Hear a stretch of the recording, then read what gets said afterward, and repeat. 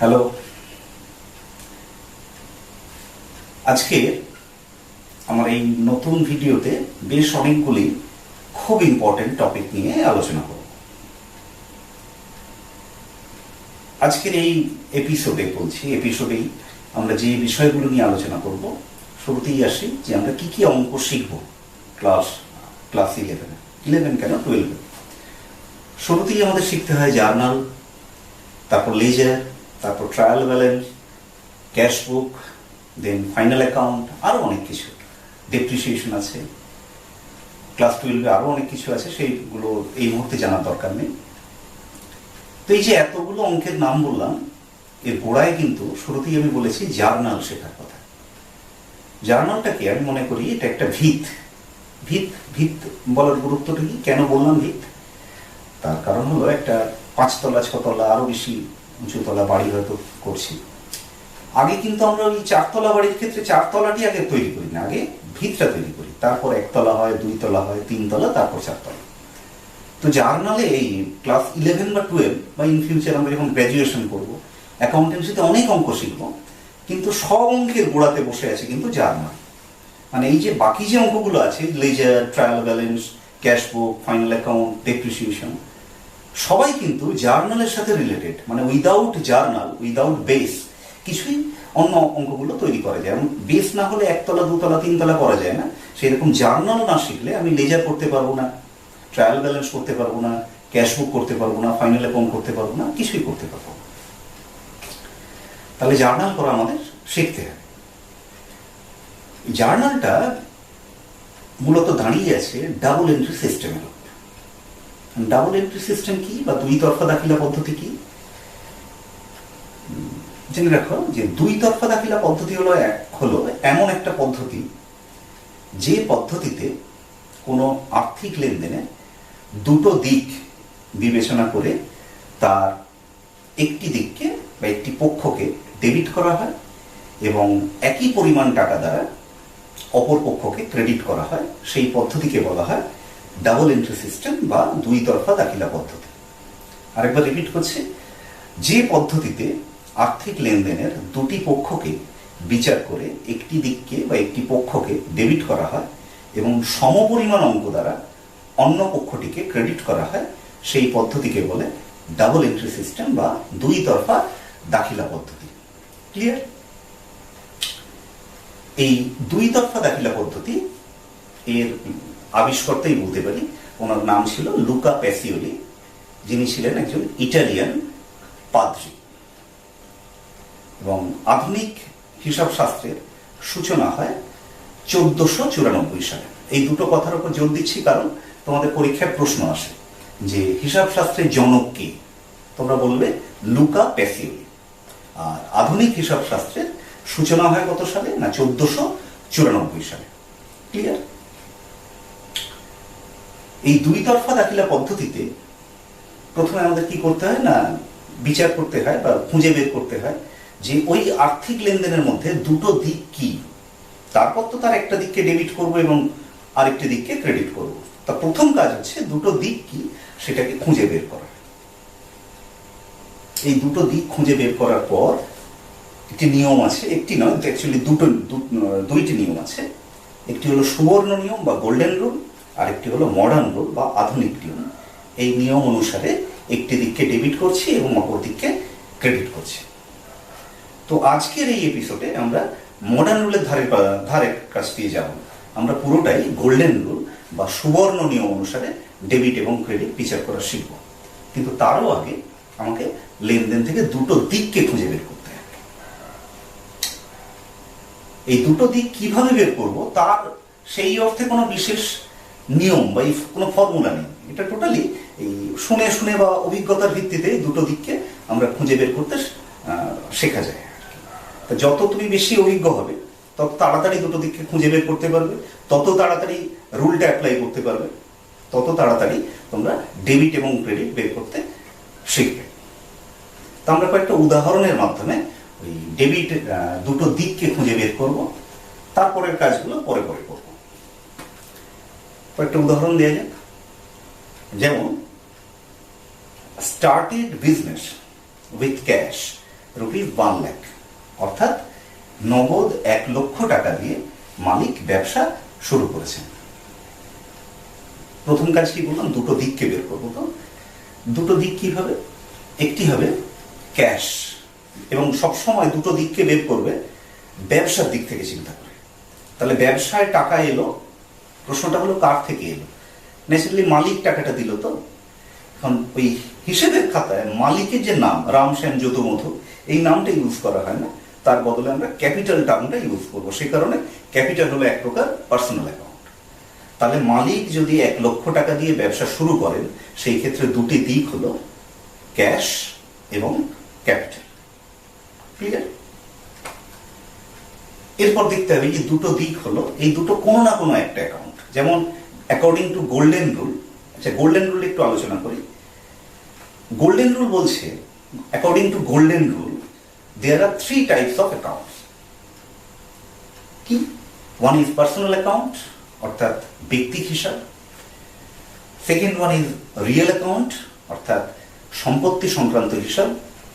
R third one is নামিক হিসাব বা নমিনাল অ্যাকাউন্ট। তাহলে according to golden rule there are 3 types of accounts. One is personal account, another is real account, and third one is nominal account. একটি ব্যক্তিক হিসাব, একটি সম্পত্তি সংক্রান্ত হিসাব, এবং তৃতীয়টি হলো নামিক হিসাব বা আয় ব্যয় লাভ ক্ষতি সংক্রান্ত হিসাব। গোল্ডেন রুল বলছে যে in case of personal account receiver the debit, অর্থাৎ গ্রহীতা যদি হয়, সেই পার্সোনাল অ্যাকাউন্ট যদি কোনো সুবিধা গ্রহণ করে তাহলে তাকে ডেবিট করা হবে। আর পার্সোনাল অ্যাকাউন্ট যদি গিভার হয়, অর্থাৎ দাতা হয়, তাহলে সেই পার্সোনাল অ্যাকাউন্টকে ক্রেডিট করা হবে। রিপিট করছি, receiver the debit and giver the credit under personal account. তারপরে আসি রিয়েল অ্যাকাউন্টে, অর্থাৎ সম্পত্তি সংক্রান্ত হিসাব।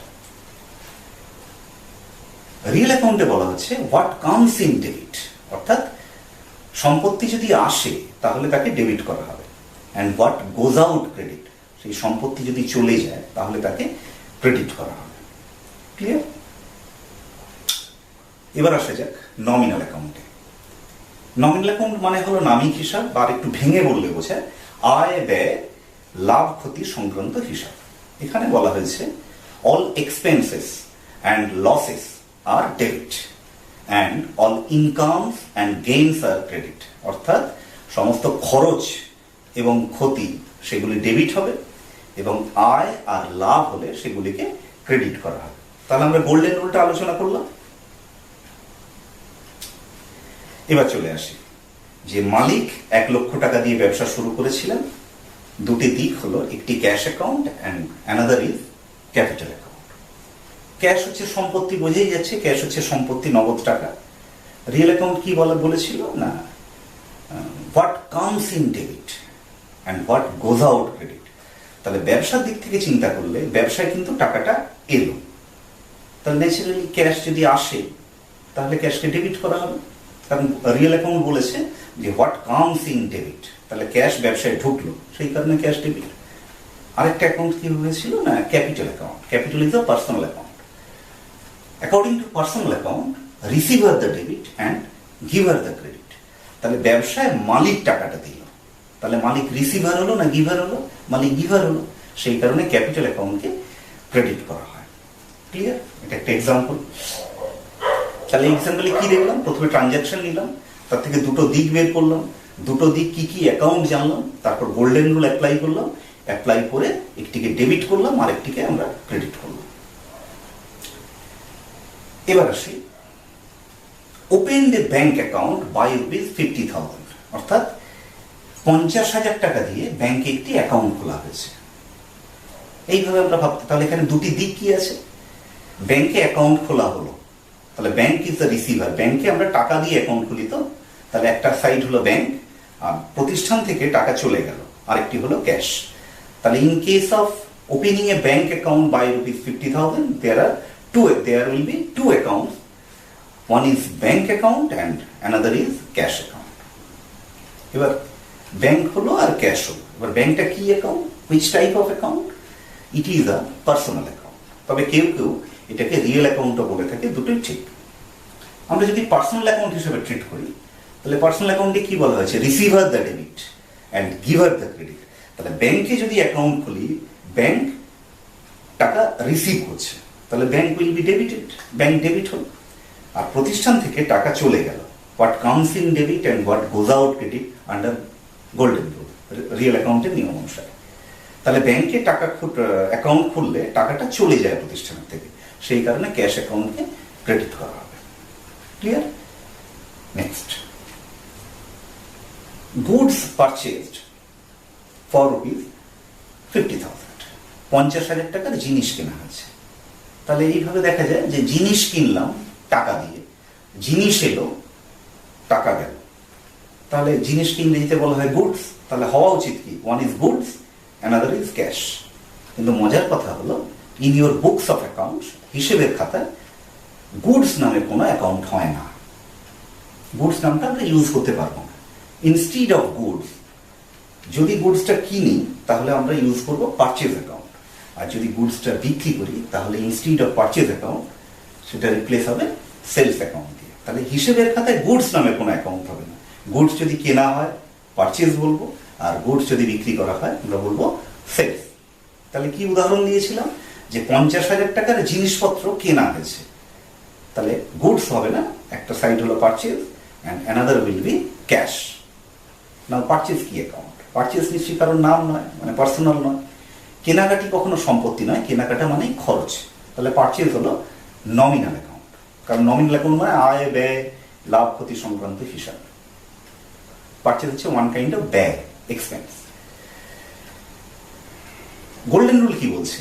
যে under nominal account all expenses and losses are debit. তাহলে জিনিস কেনা মানে খরচ, তাহলে পারচেজ অ্যাকাউন্ট যেহেতু খরচ, পারচেজ যেহেতু এক প্রকার খরচ, তাহলে পারচেজকে ডেবিট করতে হবে।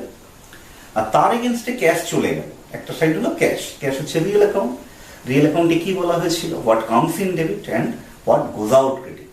তাহলে জিনিস কিনলে টাকা চলে যায়, তাহলে আরেকটা যে সাইড ছিল cash account, according two real account এটা চলে যাচ্ছে, টাকা চলে যাচ্ছে প্রতিষ্ঠানের থেকে, তাহলে ক্যাশকে ক্রেডিট করা হবে। ক্লিয়ার? এবার আসি, আবার বলছি, গুডস পারচেজড ফ্রম অনিশ, অনিশের থেকে জিনিস কেনা হয়েছে, ধরলাম 30,000 টাকা। খেয়াল করে দেখো, একটু আগেও জিনিস কেনা হয়েছিল আর এখনো জিনিস কেনা হয়, কিন্তু দুটোর মধ্যে একটা ডিফারেন্স আছে। প্রথম ক্ষেত্রে কার থেকে কিনেছি তার নামটা উল্লেখ করা হয়নি, আর এখন বলা হচ্ছে অনিশের থেকে জিনিস কেনা হয়েছে। তাহলে এরকম ডিফারেন্স হওয়ার কারণটা কি? কারণ এটাই বোঝানোর জন্য যে প্রথম ক্ষেত্রে নগদে কেনা হয়েছিল, আর দ্বিতীয় ক্ষেত্রে অনিশের থেকে বাকিতে যদিও বলা হয়নি, আমাদের বুঝে নিতে হবে যে এটা বাকিতে কেনা হয়েছে। অর্থাৎ মাথায় রাখবো কি, যে কোনো ট্রানজাকশন যখন দেয়া থাকবে এবং ধরো সেটা ক্রয় বিক্রয় সংক্রান্ত, সেই ট্রানজাকশনের মধ্যে যদি পার্টির নামটা দেয়া থাকে তাহলে সেটা বাকিতে কেনা বেচা হয়েছে বুঝে নিতে হবে। তাহলে অনিশের থেকে জিনিস কেনা হয়েছে, এটা বাকিতে। তাহলে বাকিতে যদি হয়, যেহেতু জিনিস কেনা হয়েছে, একটা হলো পারচেজ অ্যাকাউন্ট আর একটা ক্যাশ হবে না, instead of cash account it should be replaced by Anish account. Clear? Purchase account debit হবে, তার কারণ বুঝেছি, পারচেজ হচ্ছে নমিনাল অ্যাকাউন্ট, পারচেজ হচ্ছে ওয়ান কাইন্ড অফ এক্সপেন্স, সেই কারণে পারচেজ ডেবিট হলো। আর অনিশ নাম যেহেতু, তাহলে অনিশ হলো পার্সোনাল অ্যাকাউন্ট। রুলে যাই, নিয়মটা কি না, receiver the debit and giver the credit. তো অনিশের থেকে কেনা হয়েছে, অনিশের থেকে কেনা হয়েছে, তাহলে অনিশ রিসিভার হলো না গিভার হলো? অনিশের থেকে কিনলাম, তাহলে অনিশ জিনিসটা দিল, সেই জন্য অনিশকে ক্রেডিট করা হবে। ক্লিয়ার? এবার আসি জিনিস বিক্রি। Goods sold for ₹1 lakh, 1 lakh টাকায় জিনিস বিক্রি করা হয়েছে। এখন নাম বলিনি, তার মানে নগদে বিক্রি করা হয়েছে, অর্থাৎ টাকা এসেছে। তাহলে একটা সাইড হলো ক্যাশ, আর জিনিস বিক্রি করলে জিনিস চলে গেল, কিন্তু হিসেবের খাতায় গুডস নামটা তো ইউজ করতে পারবো না, যেহেতু বিক্রি করা হয়েছে। তাহলে একটা হলো ক্যাশ আর একটা হলো sales. Clear? Cash real account, real অ্যাকাউন্টের নিয়ম হচ্ছে হোয়াট কামস ইন ডেবিট, জিনিস বিক্রি করেছি, টাকা এসেছে, তাহলে ক্যাশ অ্যাকাউন্ট ডেবিট হবে। এবার আসছি sales account. Sales is a nominal account. Nominal অ্যাকাউন্টের রুল কি? All expenses and losses are debit and all incomes and gains are credit. কেনা যেরকম খরচ, বিক্রি করা সেরকম আয়। তাহলে এখানে জিনিস বিক্রি করা হয়েছে মানে ওয়ান কাইন্ড অফ ইনকাম, সেই কারণে সেলস অ্যাকাউন্টকে ক্রেডিট করা হবে। ক্লিয়ার? আরেকটা উদাহরণ, good sold to Soumi for ₹70,000। সৌমিকে জিনিস বিক্রি করেছে। দেখো আবার ব্যাপার, জিনিস বিক্রি করলাম কিন্তু সৌমির নামটা মেনশন করেছে, তার মানে এটা বাকিতে বিক্রি করা হয়েছে। তাহলে বাকিতে বিক্রি হলে একটা তো সেলস হবেই, কিন্তু ক্যাশ হবে না। যেহেতু বাকিতে বিক্রি হয়েছে, ক্যাশের বদলে আমরা সৌমি নামটা ইউজ করব। ক্লিয়ার? এবার কোনটা ডেবিট হবে, কোনটা ক্রেডিট হবে, তাই দুটো দিক পেলাম, একটা হলো সেলস অ্যাকাউন্ট আর একটা হলো সৌমি অ্যাকাউন্ট। সৌমিকে নিয়ে আসি। সৌমি একটা নাম, একটি মেয়ের নাম। তাহলে সৌমি হলো personal account, receiver the debit and giver the credit. সৌমিকে যদি বিক্রি করা হয় তাহলে সৌমি জিনিসটা পায়, তাহলে রিসিভার হলো, ন্যাচারালি সৌমিকে সেই ক্ষেত্রে ডেবিট করতে হবে। এবার আসি sales account. Sales is a nominal account, আগেই বলেছি। নমিনাল অ্যাকাউন্টের রুলস হচ্ছে খরচ হলে ডেবিট হয় আর আয় হলে ক্রেডিট হয়। এক্ষেত্রেও বিক্রি আয়, অর্থাৎ সেলস অ্যাকাউন্ট ক্রেডিট হয়। ক্লিয়ার? নেক্সট,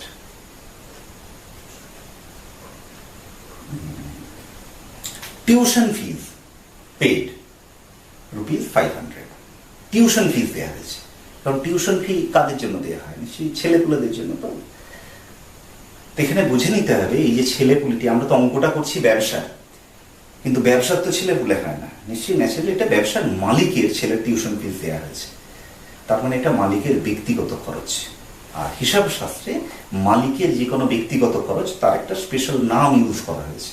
তাহলে এখানে টিউশন ফি টার্মটা হবে না, টার্মটা হবে ড্রয়িংস অ্যাকাউন্ট। তাহলে ইনস্টিড অফ টিউশন ফি এটা হবে ড্রয়িংস। আরেকটি টাকা যেহেতু প্রতিষ্ঠানের থেকে চলে গেছে, আরেকটি হলো ক্যাশ। তাহলে একটি হলো ড্রয়িংস আর একটি হলো ক্যাশ। ড্রয়িংস জানবে লাইক ক্যাপিটাল অ্যাকাউন্ট, ক্যাপিটালের জাস্ট রিভার্স কনসেপ্ট। ক্যাপিটাল যেরকম পার্সোনাল অ্যাকাউন্ট, ড্রয়িংসও পার্সোনাল অ্যাকাউন্ট। এখানে মালিক টাকা তুলে নিচ্ছে তার নিজের প্রয়োজনে, তাহলে মালিক রিসিভার হলো, that's why drawing should be debited. আর বাকি থাকছে ক্যাশ। ক্যাশ ব্যবসা থেকে বেরিয়ে যাচ্ছে, রিয়েল অ্যাকাউন্টের নিয়ম অনুসারে ক্যাশকে ক্রেডিট করা হবে। ক্লিয়ার? এবার আসি পেমেন্ট নিয়ে, পেমেন্ট বা receipt. Cash paid to Suman, সুমনকে টাকা দেওয়া হয়েছে ₹30,000। কি জন্য টাকা দিয়েছে আমি কিন্তু বললাম না। সেক্ষেত্রে দুটো দিক, একটা হবে সুমন আর একটা হলো cash. Suman personal account, he is the receiver, তাহলে সুমন ডেবিট হবে। Cash is a real account, what goes out will be credited. সুমনকে টাকা দিলাম, তাহলে সুমন রিসিভার হলো, প্রতিষ্ঠানের থেকে টাকা চলে গেল, সেই কারণে ক্যাশকে ক্রেডিট করা হবে। ক্লিয়ার? নাও স্যালারি পেড টু অভিষেক, অভিষেককে স্যালারি দেওয়া হয়েছে। দেখো একটু আগে সুমনকে টাকা দেওয়া হয়েছিল আর এখন অভিষেককে টাকা দিলাম, কিন্তু সুমনকে কি জন্য টাকা দেওয়া হয়েছে সেটা বলিনি, আর এখন বলছি অভিষেককে স্যালারি দেওয়া হবে। জেনে রাখবে অ্যাকাউন্টেন্সিতে এটাও একটা ব্যাপার যে কারোর থেকে যখন টাকা পাবো বা কাউকে যখন টাকা দেব, যদি পারপাসটা বলে দেয়, রিজনটা বলে দেয়, তাহলে ওই কাকে টাকা দিচ্ছি বা কার থেকে টাকা পাচ্ছি সেই নামটা আমরা ধরবো না। এখানে অভিষেককে তার স্যালারি দেওয়া হয়েছে, তাহলে অভিষেক আসবে না, একটি হবে স্যালারি আর একটি হবে ক্যাশ। তাহলে স্যালারি কি account? Salary is a nominal account. According to nominal account expense হলে ডেবিট হয় আর ইনকাম হলে ক্রেডিট হয়। তা স্যালারি যেহেতু প্রতিষ্ঠান দিচ্ছে অভিষেককে, তাহলে স্যালারিটা হচ্ছে এক্সপেন্স, তার মানে স্যালারি ডেবিট হলো। আর টাকা চলে যাচ্ছে, রিয়েল অ্যাকাউন্টের নিয়ম অনুযায়ী ক্যাশ অ্যাকাউন্টকে ক্রেডিট করা হবে। ক্লিয়ার? ধরো বললো কমিশন রিসিভ ফ্রম প্রভাত, প্রভাতের থেকে কমিশন পেলাম। দেখো প্রভাত আমাকে কমিশন বাবদ ন্যাচারালি টাকা দিল, তো কিন্তু প্রভাতের থেকে টাকাটা পেলেও কি বাবদ পাচ্ছি আমি? কমিশন বাবদ। তাহলে একটা হবে ক্যাশ আর একটা হলো প্রভাত নয়, আর একটা হবে কমিশন। ক্যাশ ন্যাচারালি ডেবিট হবে, রিয়েল অ্যাকাউন্টের rules, what counts in debit, টাকা এলো। আর কমিশনটা প্রতিষ্ঠান পাচ্ছে, মানে কমিশন নমিনাল অ্যাকাউন্ট, পাচ্ছে মানে ইনকাম, তাহলে ক্রেডিট হয়। তাহলে কমিশন যদি প্রভাত থেকে পাওয়া যায়, there will be two sides, one is cash, another is commission. ক্যাশটা ডেবিট হবে আর কমিশনটা ক্রেডিট হবে। ক্লিয়ার? আচ্ছা, এই আরেকটি বলি। ধরো প্রতিষ্ঠানের জন্য একটি কম্পিউটার কেনা হয়েছে বা টাইপ মেশিন কেনা হয়েছে, টাইপ রাইটার। তো সেই ক্ষেত্রে কাকে আমরা মানে দুটো সাইড কি হবে। ব্যবসা প্রতিষ্ঠানের কাছে কম্পিউটার বলো, টাইপ মেশিন বলো, দুটোই এক প্রকার যন্ত্র হিসেবে ট্রিট করা হয়। সেই জন্য অ্যাকাউন্টেন্সিতে ওই জন্য একটা স্পেশাল টার্ম ইউজ করা হয়, সেই টার্মটাকে বলা হয় অফিস ইকুইপমেন্ট। তাহলে কম্পিউটার যদি কেনা হয় তাহলে অফিস ইকুইপমেন্ট এলো ব্যবসা, বিনিময়ে টাকা গেল, তাহলে দেয়ার will be two sides, one is office equipment, another is cash. Office equipment তো যন্ত্র, ন্যাচুরালি এটা সম্পত্তি, তাহলে রিয়েল অ্যাকাউন্ট ব্যবসায় এলো মানে হোয়াট কামস ইন, তাহলে অফিস ইকুইপমেন্ট ডেবিট হলো। আর ক্যাশ চলে যাচ্ছে রিয়েল অ্যাকাউন্টে, টাকা চলে গেলে ক্রেডিট করা হয়, তাহলে অফিস ইকুইপমেন্টটা ডেবিট হবে আর ক্যাশ অ্যাকাউন্টটা ক্রেডিট হবে। ক্লিয়ার? আরেকটি বলে আমরা এবার পাওয়ার পয়েন্টে চলে যাব, সেটি হলো ডেপ্রিসিয়েশন অন মেশিন বা ফার্নিচার। মেশিন আর ফার্নিচার দুটোই হলো এক প্রকার স্থায়ী সম্পত্তি, তাদের উপর ডেপ্রিসিয়েশন হচ্ছে। ডেপ্রিসিয়েশনকে বাংলায় বলা হয় অবচয়। এই ব্যাপারে ডিটেলসে আমরা আরো পরে জানবো, আপাতত একটুখানি জেনে রাখো যে ফার্নিচারের উপর যদি ডেপ্রিসিয়েশন হয় বা মেশিনের উপর যদি ডেপ্রিসিয়েশন হয়, মেশিন বা ফার্নিচারের দামটা কমে যায়, মূল্য কমে যায়। কারণটা কি জন্য কমছে? কারণটা হচ্ছে ডেপ্রিসিয়েশন। এটা হলো এক প্রকার ইন্টারনাল ট্রানজাকশন বা আভ্যন্তরীণ লেনদেন। দুটো দিক কি, একটা হবে ডেপ্রিসিয়েশন, আরেকটি হলো ফার্নিচার বা মেশিন। জেনে রাখবে depreciation is one kind of loss, অর্থাৎ নমিনাল অ্যাকাউন্ট, অর্থাৎ ডেবিট। আর এই ডেপ্রিসিয়েশন হওয়ার ফলে ফার্নিচার বলো বা মেশিন বলো, এর ভ্যালুটা কমে যায়। যেহেতু রিয়েল অ্যাকাউন্ট, এর মূল্য বাড়লে ডেবিট হতো, আর মূল্য কমে যাচ্ছে বলে এগুলোকে ক্রেডিট করা হবে। ঠিক আছে? তাই যাই হোক, মোটামুটি একটা বোঝানোর চেষ্টা করলাম। তোমরা বাড়িতে আরো বেশি করে যেখান থেকে পারবে ট্রানজাকশন জোগাড় করো। বই কিনবে, বইতে প্রচুর ট্রানজাকশন পাবে, সেগুলোকে জোগাড় করো। প্রথম কাজ হচ্ছে, বেশি তাড়াহুড়ো করার দরকার নেই, প্রথম কাজ তোমরা দুটো দিককে বের করো। বের করে আমায় জিজ্ঞাসা করো, এই যে দুটো দিক বের করলাম, এটা কি বের করা ঠিক হয়েছে? বের করার পর দেখো যে কোনটা কি অ্যাকাউন্ট। বের করার পর, জানার পর, তারপর তোমরা গোল্ডেন রুল অ্যাপ্লাই করো। যদি রিয়েল অ্যাকাউন্ট হয়, দেখো সেটা এসেছে না যাচ্ছে। যদি পার্সোনাল অ্যাকাউন্ট হয়, দেখবে সে রিসিভ করছে না দিচ্ছে। যদি নমিনাল অ্যাকাউন্ট হয়, তাহলে দেখবে কি সেটা খরচ বোঝাচ্ছে না সেটা আয় বোঝাচ্ছে। সেই অনুযায়ী তোমরা ডেবিট ক্রেডিট করবে। তো আজকের ক্লাসটি ভীষণ রকম গুরুত্বপূর্ণ, কারণ ইন ফিউচার তোমরা যাই অঙ্ক শেখো না কেন, যাই শেখো না কেন, সবকিছুই কিন্তু এই আজকের এই কনসেপ্টের উপর বেস করে কিন্তু দাঁড়িয়ে আছে। হ্যাঁ, অর্থাৎ সেই জন্য বলছি আজকের ভিডিওটি একই কথা যে বারবার দেখো, কারণ এইভাবে আমি তোমাদের যেগুলো শেখানোর চেষ্টা করছি সেগুলো কিন্তু ইম্পর্টেন্ট বলেই, না হলে তো আমি বই পিডিএফ করে দিতাম, তোমরা বাড়িতে পড়ে নিতে। এগুলো পড়ে ঠিক হয় না। হ্যাঁ, একটু আলোচনার দরকার আছে। সেই জন্য তোমরা এগুলো বারবার পড়বে, বারবার দেখবে, ভিডিওটা বারবার দেখবে। আর চ্যানেলটা কিন্তু সাবস্ক্রাইব করে রাখবে, এরপরে আরো ভিডিও আসছে, সেগুলো তোমরা বেল বাটনটা চাপলে হবে কি নোটিফাই করবে তোমাদের নতুন ভিডিও কি এলো। কিন্তু এই ভিডিওটি বারবার দেখো। ক্লাস 11 শুধু নয়, ক্লাস 12-এর জন্যও কিন্তু এই ভিডিওটি ভীষণ রকম ইম্পর্টেন্ট। ঠিক আছে? আর এরপরে তাহলে আমরা এই গোটা বিষয়টা এই পাওয়ার পয়েন্টের মাধ্যমে দেখাচ্ছি। ওকে?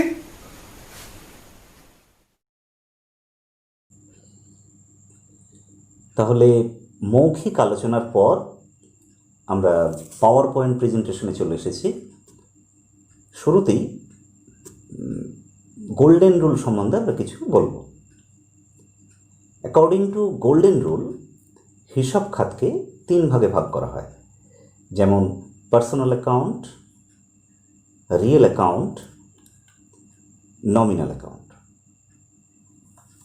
তো এই 3টে অ্যাকাউন্টে ডেবিট এবং ক্রেডিট বের করার যে নিয়ম অ্যাকর্ডিং টু গোল্ডেন রুল, সেটা এবার আমরা আসছি। তো পার্সোনাল অ্যাকাউন্টে বলা হচ্ছে রিসিভার দ্য ডেবিট, যার সংক্ষিপ্ত রূপ হচ্ছে ডিআর। অর্থাৎ কোনো পার্সোনাল অ্যাকাউন্ট যদি কিছু রিসিভ করে তাহলে তাকে ডেবিট করা হবে। আর গিভার হবে ক্রেডিট, অর্থাৎ সেই পার্সোনাল অ্যাকাউন্ট যদি কিছু প্রদান করে থাকে তাহলে তাকে ক্রেডিট করা হবে, যার সংক্ষিপ্ত রূপ হচ্ছে সিআর। এবার আসা যাক রিয়েল অ্যাকাউন্ট, অর্থাৎ সম্পত্তি সম্পর্কীয় হিসাব। এখানে বলা হয়েছে যে হোয়াট কামস ইন ডেবিট, অর্থাৎ সম্পত্তি যদি আসে তাহলে তাকে ডেবিট করা হবে। আর হোয়াট গোজ আউট, অর্থাৎ সম্পত্তি যদি চলে যায় তাহলে তাকে ক্রেডিট করা হবে। নমিনাল অ্যাকাউন্ট অর্থাৎ নামিক হিসাব, এখানে বলা হয়েছে all expenses and losses are debit, অর্থাৎ সমস্ত খরচ এবং ক্ষতি ডেবিট হবে। And all incomes and gains are credit, সমস্ত রকমের আয় এবং লাভ সেগুলি ক্রেডিট হবে। ক্লিয়ার? তাহলে গোল্ডেন রুল কি বলছে যে অ্যাকাউন্ট তিন প্রকার: personal account, real account, nominal account. According to personal account, receiver the debit, giver the credit. According to real account, what comes in debit, what goes out credit. According to nominal account, all expenses and losses are debit and all incomes and gains are credit. এটা ভালোভাবে memorise করবে, ভালোভাবে মুখস্থ করে নেবে। তো এবার আমরা নেক্সট পেজে যাচ্ছি। আমরা মৌখিক আলোচনার সময় বিভিন্ন রকম লেনদেন নিয়ে আলোচনা করেছি, সেগুলোকেই আবার পাওয়ার পয়েন্টে দেখাচ্ছে। তো প্রথমেই দেখো এসেছে started business with cash ₹1 lakh, অর্থাৎ 1 লাখ টাকা দিয়ে ব্যবসা শুরু করা হয়েছে। তো এটি একটি আর্থিক লেনদেন। প্রথম কাজ কি, দুটি দিক বের করব। এর দুটি দিক হলো ক্যাশ এবং ক্যাপিটাল। ক্যাশ রিয়েল অ্যাকাউন্ট অর্থাৎ সম্পত্তি সম্পর্কীয় হিসাব। এর গোল্ডেন রুল আগের পেজে জেনেছি যে কামস ইন হলে ডেবিট হবে আর গোজ আউট হলে ক্রেডিট হবে। এখন মালিক যখন 1 লাখ টাকা দিয়ে ব্যবসা শুরু করে তখন ব্যবসার দিক থেকে চিন্তা করলে টাকা আসে অর্থাৎ কামস ইন, সেই কারণে ক্যাশ অ্যাকাউন্টকে ডেবিট করা হবে। ক্লিয়ার? টাকাটা আসছে কার থেকে? মালিকের থেকে। এই কারণে ক্যাপিটালকে বলা হয় পার্সোনাল অ্যাকাউন্ট। তো according to personal account, receiver the debit and giver are credit. তো মালিক যেহেতু টাকাটা দিচ্ছে অর্থাৎ গিভার, সেই কারণে ক্যাপিটাল অ্যাকাউন্টকে ক্রেডিট করা হয়। Clear? Next transaction, opened a bank account by ₹50,000। ব্যাংকে 50,000 টাকা দিয়ে একটি অ্যাকাউন্ট খোলা হয়েছে। তো এই ক্ষেত্রে দুটি দিক হলো, একটি ব্যাংক, একটি ক্যাশ। ব্যাংক কি অ্যাকাউন্ট? না পার্সোনাল অ্যাকাউন্ট, তবে অনেকে একে রিয়েল অ্যাকাউন্টও বলে থাকে, দুটোই ঠিক। তো পার্সোনাল অ্যাকাউন্টের গোল্ডেন রুল কি জানি না, রিসিভার দ্য ডেবিট। তো ব্যাংকে যদি অ্যাকাউন্ট খোলা হয়, ব্যাংক টাকাটা মানিটা রিসিভ করে, that's why he is receiver. তাহলে আমরা কি করব? ব্যাংকে ডেবিট করব। আর ব্যবসা থেকে টাকাটা চলে যায়, ক্যাশ যেহেতু রিয়েল অ্যাকাউন্ট, রিয়েল অ্যাকাউন্টের rule what comes in debit and what goes out credit. তাহলে টাকা চলে যাচ্ছে বলে ক্যাশ অ্যাকাউন্টকে ক্রেডিট করা হচ্ছে। Next transaction, goods purchased for ₹30,000, অর্থাৎ 30,000 টাকা দিয়ে জিনিসপত্র কেনা হয়েছে। তো তাহলে কি হয় না, জিনিসপত্র আসে অর্থাৎ একটা হওয়া উচিত গুডস, আর টাকা চলে যায় তাহলে আর একটা হওয়া উচিত ক্যাশ। কিন্তু জেনে রাখবে, in the books of accounts অর্থাৎ হিসেবের খাতায় গুডস নামের কোনো অ্যাকাউন্ট হয় না। সেই গুডসটা যদি কিনে আনা হয় তাহলে সেই গুডসের বদলে আমরা পারচেজ টার্মটা ইউজ করব। তাহলে যেহেতু গুডস কেনা হয়েছে, ওয়ান সাইড ইজ পারচেজেস, আরেকটি হলো ক্যাশ। পারচেজ হচ্ছে নমিনাল অ্যাকাউন্ট বা নামিক হিসাব। নমিনাল অ্যাকাউন্টের রুলস কি আমরা আগেই জেনেছি যে all expenses and losses are debit. তাহলে যেহেতু ব্যবসার কাছে কেনাটা খরচ অর্থাৎ এক্সপেন্স, সেই কারণে পারচেজ অ্যাকাউন্টকে ডেবিট করা হয়। এবার চলে আসি ক্যাশ অ্যাকাউন্ট। ক্যাশ হচ্ছে সম্পত্তি অর্থাৎ রিয়েল অ্যাকাউন্ট। রিয়েল অ্যাকাউন্টের রুল আবার বলছি, what comes in debit and what goes out credit. জিনিসপত্র যদি কেনা হয় তাহলে টাকা চলে যায় অর্থাৎ গোজ আউট, সেই কারণে ক্যাশকে ক্রেডিট করা হচ্ছে। Next transaction, goods purchase from Anish for ₹20,000, অর্থাৎ অনিশের থেকে 20,000 টাকা জিনিস কেনা হয়েছে। দেখো, কেনাটা দুরকম হতে পারে, হয় নগদে কেনা অথবা বাকিতে কেনা। কিন্তু জেনে রাখবে যে কোনো ট্রানজ্যাকশনের মধ্যে যদি পার্টির নাম দেয়া থাকে অর্থাৎ কার থেকে কিনেছি বা কাকে বিক্রি করছি, সেই ক্ষেত্রে ধরে নিতে হবে যে ওই কেনাটা বা বেচাটা বাকিতে কেনা বেচা হয়েছে। তাহলে এখানে যেহেতু অনিশের থেকে কেনা হয়েছে, তাহলে বুঝতে হবে যে এখানে অনিশের থেকে বাকিতে কেনা হয়েছে। তাহলে টু সাইডস আর, যেহেতু কেনা হয়েছে গুডস হবে না, তার বদলে হবে পারচেজ। আরেকটি হলো যেহেতু বাকিতে কেনা হয়েছে, তাহলে ক্যাশের বদলে আমরা অনিশের নামটা ইউজ করব। তাহলে দুটো অ্যাকাউন্ট হচ্ছে পারচেজ আর একটা হলো অনিশ। আগেই জেনেছি পারচেজ হলো nominal account, one kind of expense. আর নমিনাল অ্যাকাউন্টের রুলস কী বলছে না, এক্সপেন্স হলে ডেবিট হয়, সেই কারণে পারচেজকে ডেবিট করা হলো। নাও অনিশ, অনিশ যেহেতু একজনের নাম অর্থাৎ পার্সোনাল অ্যাকাউন্ট, তাহলে ওর গোল্ডেন রুল কি, receiver the debit and giver the credit. এখানে অনিশের থেকে কেনা হয়েছে মানে কি, অনিশ জিনিসটা দিল, তাহলে অনিশ হলো গিভার, সেই কারণে অনিশকে ক্রেডিট করা হচ্ছে। Next transaction, goods sold for ₹70,000, অর্থাৎ 70,000 টাকায় জিনিস বিক্রি করা হয়েছে। তাহলে জিনিস চলে গেল, হওয়া উচিত গুডস, কিন্তু একটু আগে বলেছি যে হিসেবের খাতায় গুডস নামের কোনো অ্যাকাউন্ট হয় না, তার বদলে কিনলে হয় পারচেজ আর বিক্রি করলে হয় সেলস। তাহলে এখানে বিক্রি করা হয়েছে বলে একটি হলো সেলস, আর নগদে বিক্রি করা হয়েছে যেহেতু পার্টির নাম দেয়া নেই, তাহলে আরেকটি হলো ক্যাশ। অর্থাৎ জিনিসপত্র 70,000 টাকায় যদি নগদে বিক্রি করা হয়, টাকা আসে, সেই জন্য একটি হলো ক্যাশ। কি বাবদ টাকা এসেছে না, জিনিস বিক্রি বাবদ, অর্থাৎ আরেকটি হলো সেলস। তাহলে দুটি অ্যাকাউন্ট, একটি হলো ক্যাশ আরেকটি হলো সেলস। আগেও আলোচনা হয়েছে, ক্যাশ হলো real account, rules comes in debit, goes out credit. তাহলে জিনিস বিক্রি করলে টাকা আসে, comes in, that's why cash account will be debited. Next sales account, sales হচ্ছে নমিনাল অ্যাকাউন্ট। নমিনাল অ্যাকাউন্টের রুলস কি, all expenses and losses are debit and all incomes and gains are credit. ঠিক আছে, এখানে কেনা যেরকম খরচ, তাহলে বিক্রি করা ঠিক উল্টো, বিক্রি করা হচ্ছে ব্যবসার আয় অর্থাৎ ইনকাম।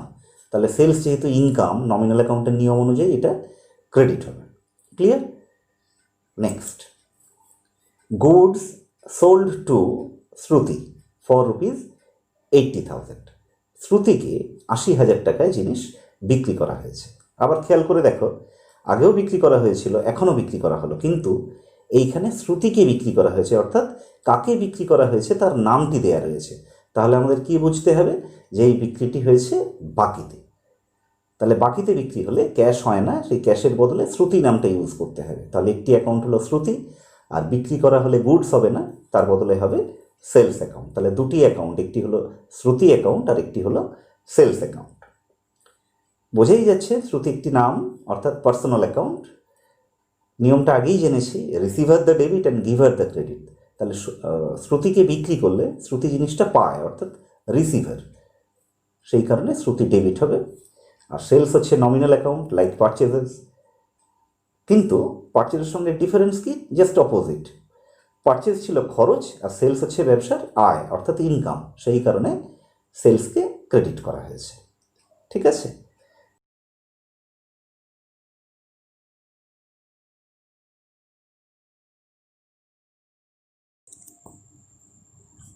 আচ্ছা এখানে দেখা যাচ্ছে যে ফার্নিচার পারচেজড ফর রিসেল ₹10,000, অর্থাৎ 10,000 টাকার একটি ফার্নিচার কেনা হয়েছে বিক্রির উদ্দেশ্যে। আমরা সেকেন্ড ভিডিওতে দেখেছি, আলোচনা করেছি যে যা কিছু কেনা হয় বিক্রির জন্য সেটাকে আমরা গুডস হিসেবে ট্রিট করব। তাহলে যদিও এখানে ফার্নিচার কেনা হয়েছে কিন্তু উদ্দেশ্যটা বিক্রি করা, তাহলে ফার্নিচারকে এখানে গুডস হিসেবে ট্রিট করতে হবে। তাহলে গুডস এলো, কিন্তু গুডস বলে কোনো অ্যাকাউন্ট হয় না। Instead of goods we use purchase account, যেহেতু কেনা হয়েছে।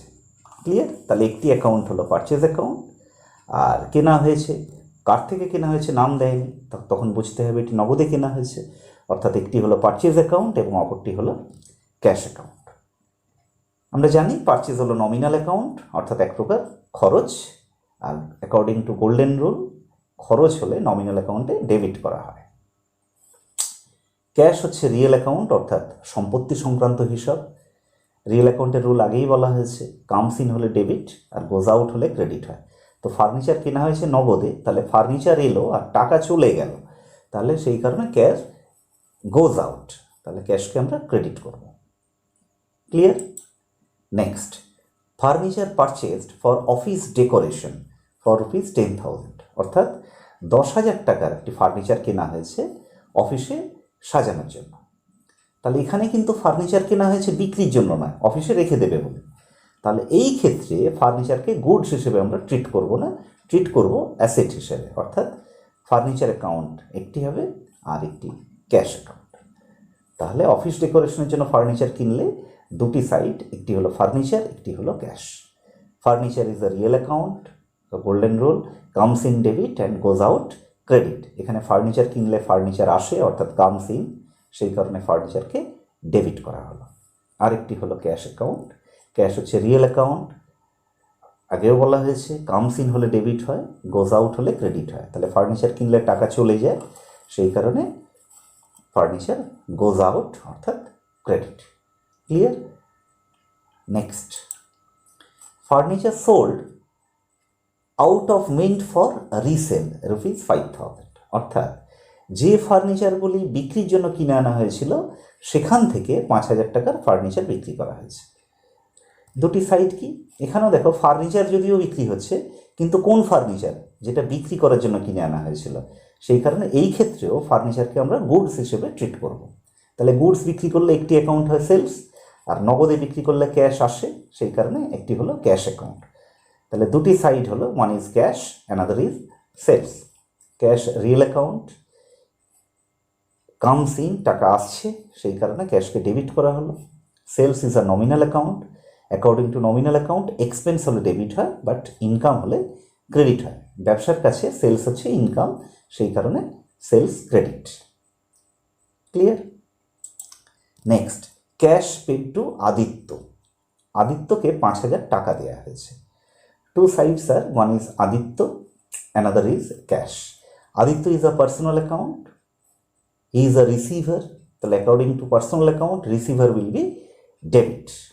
দেন ক্যাশ অ্যাকাউন্ট, ক্যাশ হচ্ছে সম্পত্তি অর্থাৎ real account, according to golden rule of real account comes in debit and goes out will be credit. তো আদিত্যকে যদি টাকা দিই, প্রতিষ্ঠানের থেকে টাকাটা চলে যায়, গোজ আউট, সেই কারণে ক্যাশকে ক্রেডিট করা হলো। ঠিক আছে? Next slide. Salary paid to Shubham ₹5,000। শুভমকে স্যালারি বাবদ 5,000 রুপিস দেওয়া হয়েছে। দেখো একটু আগেও টাকা দেওয়া হয়েছিল, কিন্তু কি কারণে টাকা দেওয়া হয়েছে সেই কারণটার উল্লেখ ছিল না। এই ক্ষেত্রে স্যালারি দেওয়া হয়েছে শুভমকে, অর্থাৎ যদিও শুভম টাকা পেয়েছে, কিন্তু কি বাবদ দেওয়া হয়েছে না স্যালারি বাবদ। যদি কাউকে টাকা দিই কি বাবদ তার উল্লেখ থাকে, বা কারোর থেকে টাকা পেলে কি বাবদ টাকা পেলাম তার উল্লেখ থাকে, তাহলে ওই দুটি সাইড যখন আমরা বের করব, তখন সেখানে পার্টির নামটা কিছুতেই আসবে না। তাহলে শুভমকে টাকা দিলেও যেহেতু স্যালারি বাবদ দেওয়া হয়েছে, একটি হলো স্যালারি আর টাকা দেওয়া হয়েছে, সেই জন্য আরেকটি হলো ক্যাশ। স্যালারি হচ্ছে নমিনাল অ্যাকাউন্ট অর্থাৎ নামিক হিসাব, জানি এটি হলো এক প্রকার খরচ, কারণ স্যালারিটা দেওয়া হয়েছে।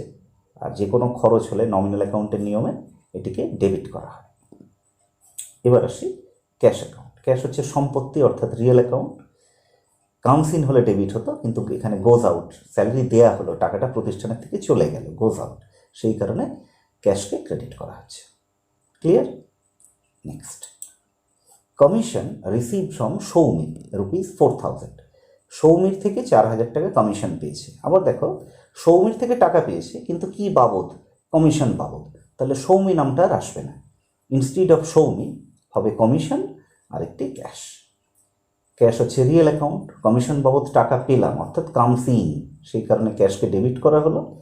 আর commission is a nominal account, according to nominal account income will be credited, সেই কারণে কমিশনকে এখানে ক্রেডিট করা হলো। Clear? Next, tuition fees paid ₹800। খেয়াল করে দেখো, আমরা অঙ্কটা কিন্তু মালিকের করছি না, মালিকের ব্যবসা প্রতিষ্ঠানের করছি। তা টিউশন ফিজটা কার হয়? ন্যাচারালি মালিকের ছেলেপুলের হয়, তো তার মানে এটা মালিকের ব্যক্তিগত খরচ। তো ব্যবসা জগতে মালিকের যে কোনো ব্যক্তিগত খরচ যেটা ব্যবসার পয়সা থেকে দেয়া হয়, তার একটা স্পেশাল নাম রয়েছে, তার নাম কি? ড্রয়িংস। এবার ব্যবসা প্রতিষ্ঠান থেকে কত টাকা চলে গেল? 800 টাকা কি বাবদ গেল না মালিকের একটা পার্সোনাল এক্সপেন্ডিচারের জন্য। তাহলে দুটি সাইড হলো, একটি হলো ড্রয়িংস। খেয়াল করো, এটা টিউশন ফিজ নয়, কিন্তু এটা যেহেতু মালিকের ব্যক্তিগত খরচ, সেই টিউশন ফিজের বদলে আমাকে লিখতে হবে ড্রয়িংস, আর টাকাটা প্রতিষ্ঠান থেকে বেরিয়ে গেল বলে অপর সাইডটি হলো ক্যাশ। ড্রয়িংস হলো পার্সোনাল অ্যাকাউন্ট, রিসিভার, সেই কারণে ডেবিট করা হয়। আর ক্যাশ হচ্ছে রিয়েল অ্যাকাউন্ট, ক্যাশ চলে যাচ্ছে, সেই কারণে ক্রেডিট করা হলো। ক্লিয়ার?